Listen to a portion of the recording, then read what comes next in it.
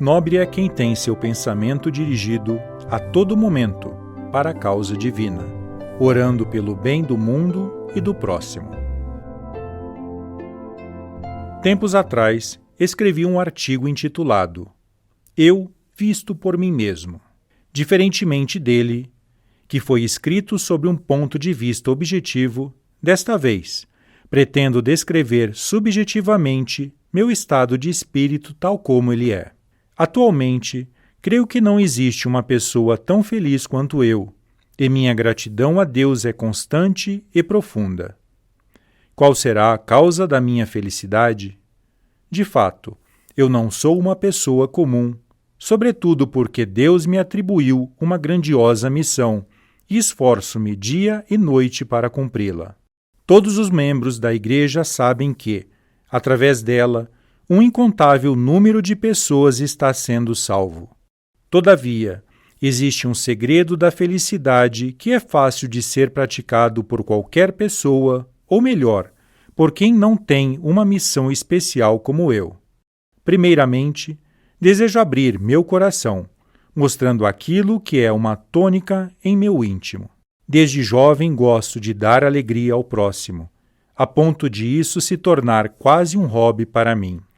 Sempre estou pensando no que devo fazer para tornar as pessoas felizes. Por exemplo, quando acordo pela manhã, minha primeira preocupação é saber o estado de ânimo dos meus familiares. Se houver uma só pessoa mal-humorada, já não me sinto bem. Na sociedade, ocorre justamente o contrário. Os familiares é que se preocupam com o estado de ânimo do chefe da casa.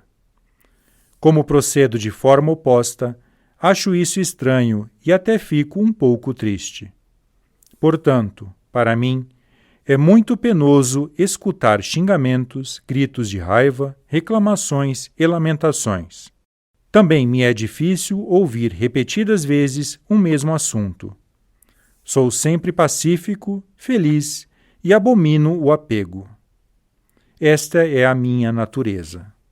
O resultado do que acabo de expor é um dos fatores determinantes da minha felicidade.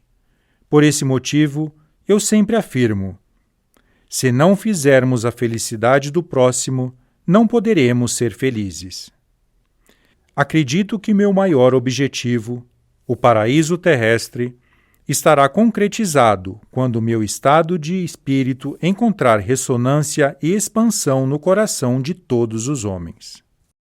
Sinto-me constrangido por este artigo parecer um autoelogio, mas, se depois de sua leitura ele puder levar algum benefício às pessoas, ficarei satisfeito. Por Meishu Sama, em 30 de janeiro de 1950. O Pão Nosso de Cada Dia, volume 2, poema 106. O pragmatismo religioso.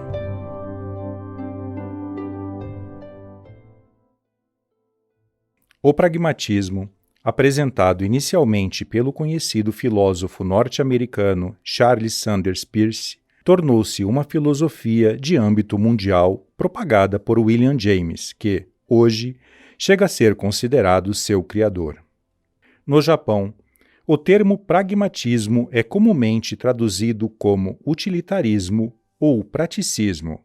No entanto, parece-me mais adequado chamá-lo de teoria em ação. Penso ser desnecessário falar minuciosamente a esse respeito, porque se trata de uma teoria que todos que se interessam por filosofia já conhecem. No momento, desejo discorrer sobre o pragmatismo religioso. Já me referi anteriormente a seu respeito, mas torno a abordá-lo para uma compreensão mais aprofundada.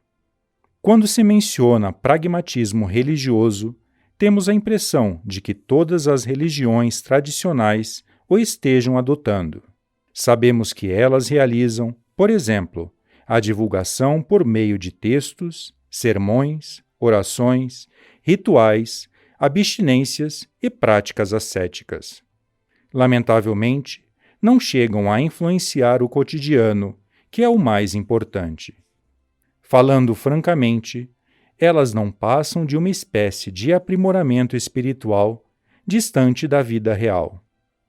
Já o pragmatismo filosófico busca introduzir a filosofia na vida prática, objetivando torná-la útil, o que demonstra claramente o estilo americano. Pretendo fazer algo semelhante. Porém, mais do que introduzir a religião na vida prática, desejo estabelecer entre ambas uma relação indissociável. Ao contrário dos religiosos tradicionais, deixemos de ser intolerantes, isolados ou idealistas. Abandonemos a visão de distanciamento do mundo e sejamos iguais às pessoas comuns, buscando eliminar qualquer indício de fé que cheire a mofo. Hajamos sempre de acordo com o senso comum em todos os aspectos, tornando nossa fé imperceptível aos outros. Creio que a fé deva ser incorporada a esse ponto. Ou seja, trata-se de agir com flexibilidade e adequação. Com essa explicação, creio que puderam entender, em linhas gerais, o que vem a ser o pragmatismo religioso. Por Meishu Sama, em 30 de maio de 1951. Coletânea Alicerce do Paraíso, volume 4. Sermão. Como é do conhecimento de todos, desde os tempos antigos, sem nenhuma exceção, as religiões sempre se basearam em mandamentos, transmitindo-os através de sermões. Na Igreja Messiânica, quase não se utiliza esse recurso, e os nossos membros sabem disso. Vou explicar isso, levando em conta que algumas pessoas têm dúvidas a esse respeito, e também, no caso de alguém perguntar aos membros, estes poderem dar os devidos esclarecimentos. O objetivo da religião é fazer com que o ser humano se arrependa de seus erros, se modifique e passe a praticar o bem, e para tal, é necessário eliminar as nuvens espirituais da alma. Quando esta se torna pura, a pessoa deixa de praticar más ações, torna-se íntegra e passa a fazer o bem em prol do próximo e do mundo. Os sermões são meios de purificar a alma através da audição, uma vez que os ensinamentos são ouvidos. Já a Bíblia, os sutras budistas e os ensinamentos da Automoto e de várias religiões, evidentemente são meios de purificação através da visão e do espírito da palavra. Nossa religião também se utiliza desses meios, mas os considera secundários, tendo Jorei como seu principal meio de purificação. Isso porque os métodos de purificação realizados por meio dos 5 sentidos são indiretos e, naturalmente, seus efeitos são limitados, já que se visa atingir algo invisível, como a alma, através de meios materiais. O Jorei da nossa religião projeta a luz espiritual diretamente na alma, purificando-a, e seu efeito, portanto, nem se compara ao dos métodos materiais. Isso também pode ser visto no que se refere às doenças. Mesmo aquelas que não são curadas após diversos tratamentos, são debeladas com facilidade e em curto espaço de tempo com o nosso método. Dessa forma, como venho sempre dizendo, não somos uma religião, mas sim uma outra religião. Religião, em japonês, significa ensinamento do fundador e tem por princípio salvar as pessoas através do ensinamento. Todavia, em nossa religião, conforme já afirmei, os ensinamentos são considerados segundo ou terceiro recursos, pois transformamos as pessoas em indivíduos do bem por meio do Jorei.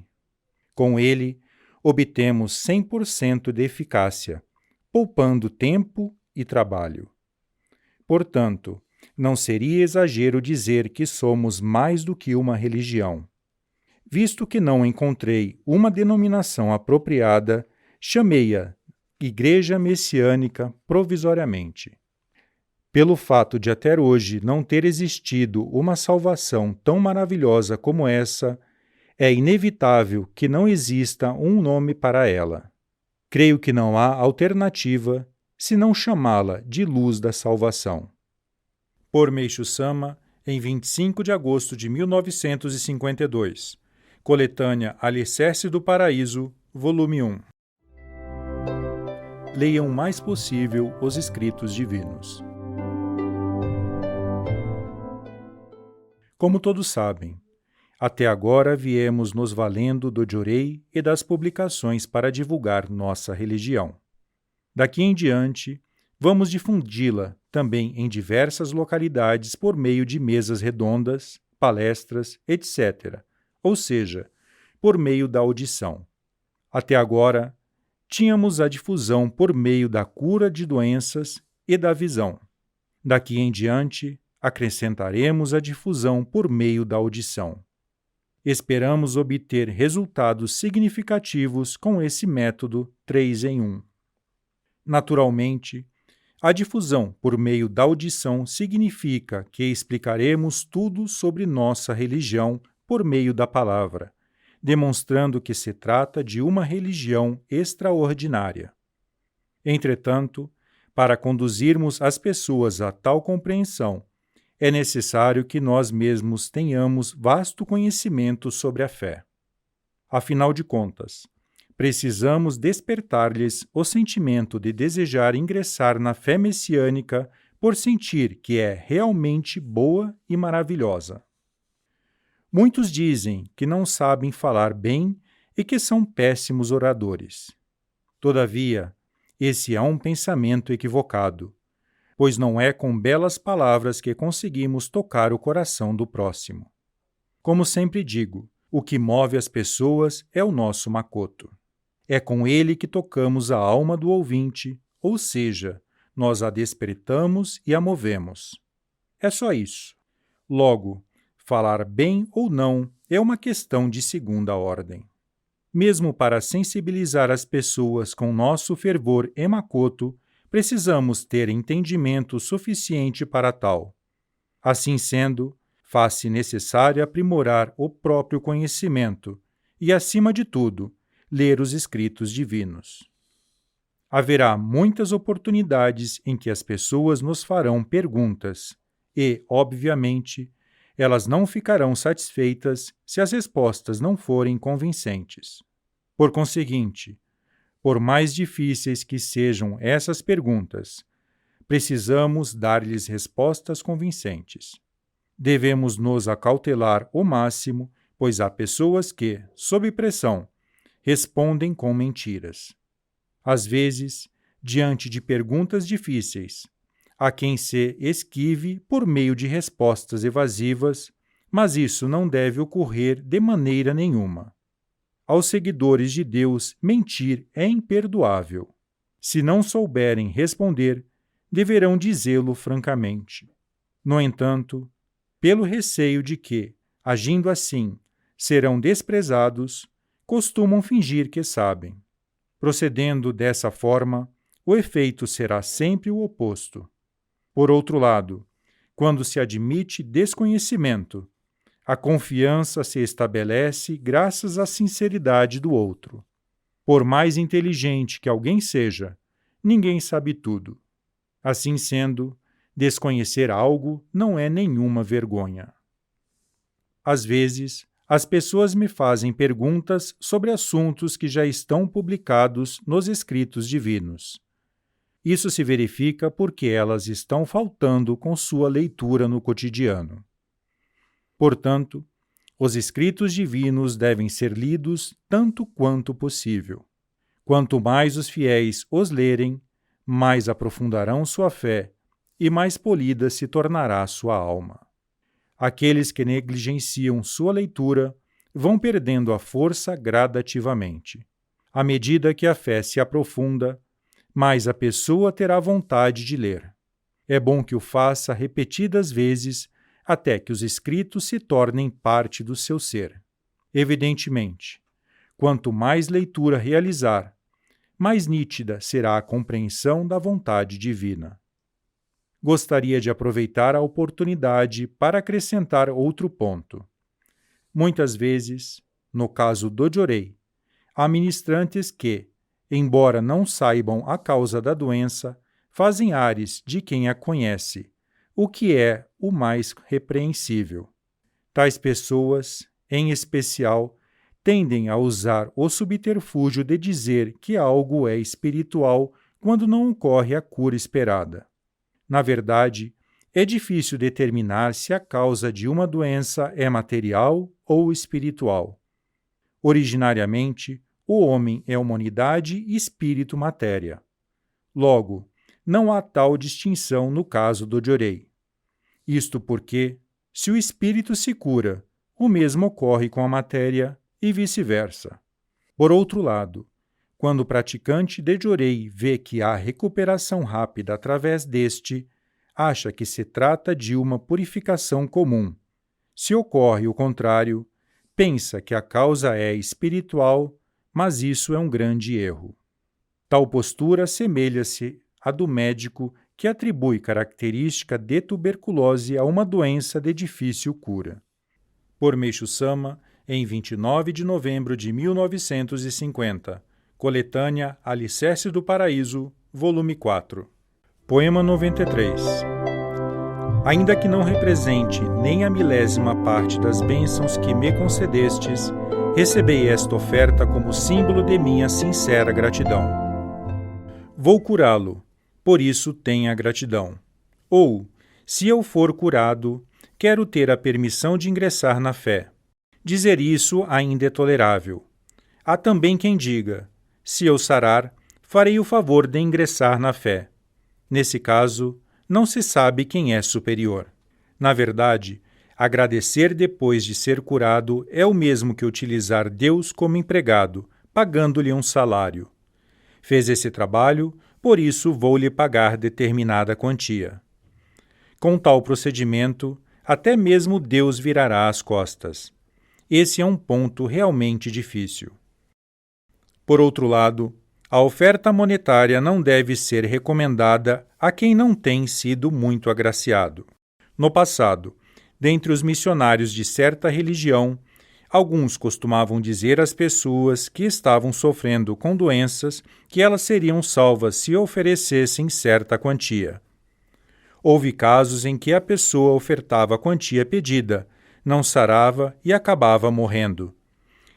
Nessas ocasiões, eu dizia que aquilo não era obra de Deus, mas dos seus mensageiros, os quais estavam cometendo fraudes.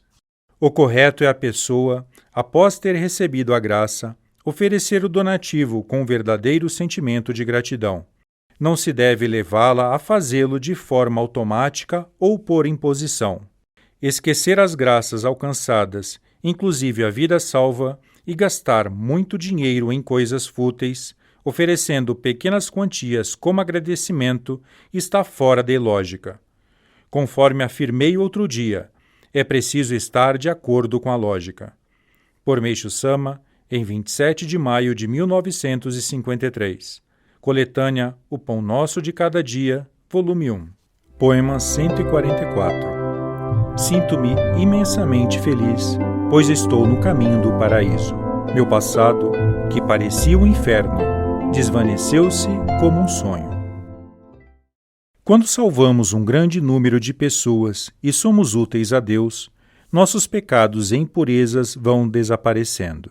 Sem eles, deixamos de purificar. As diversas calamidades, os sofrimentos, vão acabando.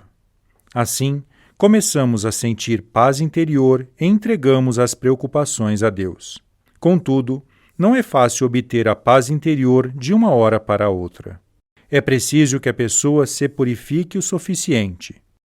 Se ela entender isso, acreditar verdadeiramente e haja o que houver, não se abalar o mínimo que seja, significa que alcançou a paz interior.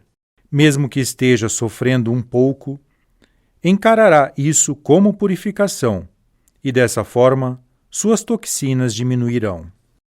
É por esse motivo que as pessoas que ingressam na Igreja Messiânica geralmente têm alcançado a paz interior. No entanto, Como a purificação é muito forte, alguns fiéis vacilam, pensando: por que isso está acontecendo comigo? É natural que pensem assim, pois são seres humanos. Se ao menos compreenderem a causa, serão capazes de ultrapassar o sofrimento facilmente.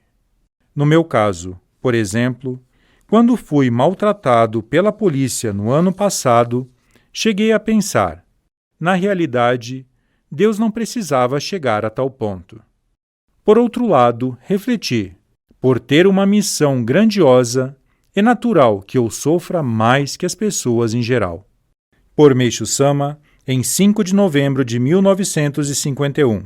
Coletânea O Pão Nosso de Cada Dia, volume 2. O pensamento Daijo e o pensamento Shōjo em relação à dedicação. Outra coisa perigosa é acreditar piamente no que as pessoas dizem.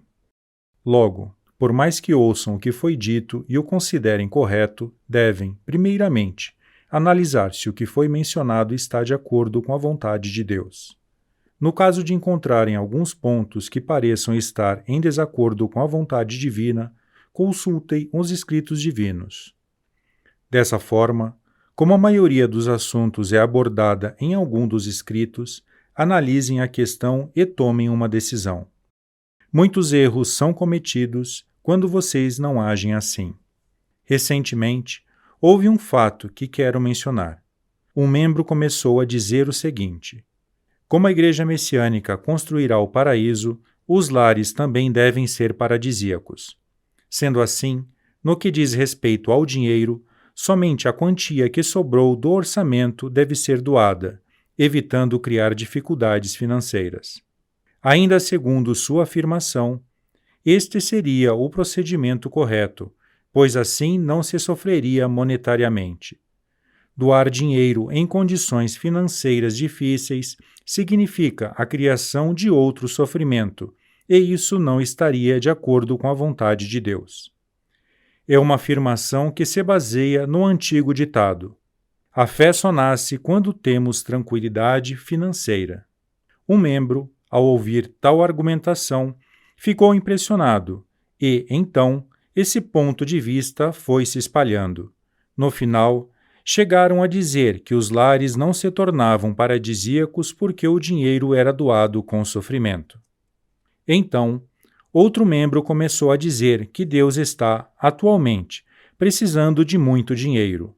Logo, mesmo passando por um pouco de dificuldade, devemos ofertá-lo. Diante disso, criou-se uma divergência entre esses dois discursos. Não sei por que motivo, a primeira sempre ganhava da segunda. Dado que a situação continuava confusa, chamei as partes e disse-lhes o seguinte: a primeira afirmação de fazer com que o lar não passe por dificuldades está certa. De fato, é isso mesmo.